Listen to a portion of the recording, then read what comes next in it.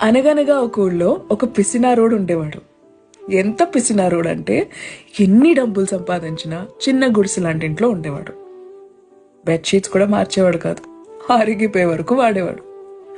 ఉద్యోగానికి కూడా నలిగిపోయిన బట్టలు వేసుకుని వెళ్ళేవాడు, ఇస్త్రీకి డబ్బులు మిగిల్చాలని. వయసుకు వచ్చినా పెళ్లి చేసుకోలేదు, ఎందుకంటే పెళ్ళం వస్తే మళ్ళీ ఖర్చులైపోతాయి, పిల్లలు పుడితే ఇంకా ఖర్చులైపోతాయని. అలా జీవితాన్ని బ్రతికేస్తున్నాడు. 45 ఏళ్ళు వచ్చాయి.